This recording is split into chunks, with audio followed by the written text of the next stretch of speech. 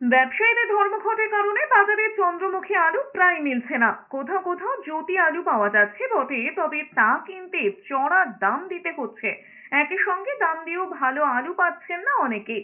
সব মিলিয়ে আলু ব্যবসায়ীদের ধর্মঘটের কারণে সমস্যায় পড়েছেন ক্রেতারা। মঙ্গলবার সকাল থেকে দক্ষিণবঙ্গের একাধিক জেলায় আলুর আকাল দেখা গিয়েছে। কোনো কোনো দোকানে আলু মিলছে বটে, কিন্তু তার মান খারাপ বলেই অভিযোগ।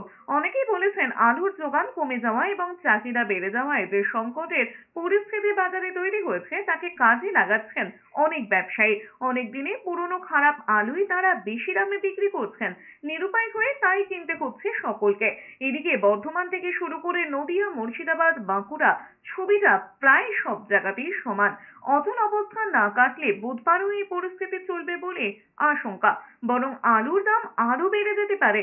অন্যদিকে মুখ্যমন্ত্রী মমতা বন্দ্যোপাধ্যায়ের নির্দেশের পর আলুর দাম কমানোর ব্যাপারে সরকারি চাপের মুখে পড়ে কর্মবিরতির ডাক দিয়েছে প্রগতিশীল আলু ব্যবসায়ী সমিতি।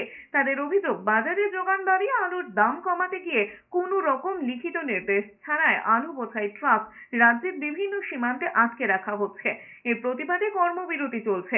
প্রগতিশীল আলু ব্যবসায়ীর পূর্ব বর্ধমান জেলার সভাপতি উত্তম পাল জানিয়েছেন, সরকার তাদের দাবি না মানলে ব্যবসায় কর্মবিরতি চলবে। পাশাপাশি মঙ্গলবার বাঁকুড়ার জয়পুরে এই নিয়ে তাদের বৈঠকও হয়েছে। এর মধ্যে ধর্মঘট মোকাবেলায় ব্যবস্থা নেওয়ার জন্য মুখ্যমন্ত্রী মমতা বন্দ্যোপাধ্যায় মন্ত্রী বেচারাম মান্নাকে দায়িত্ব দিয়েছেন বলে খবর।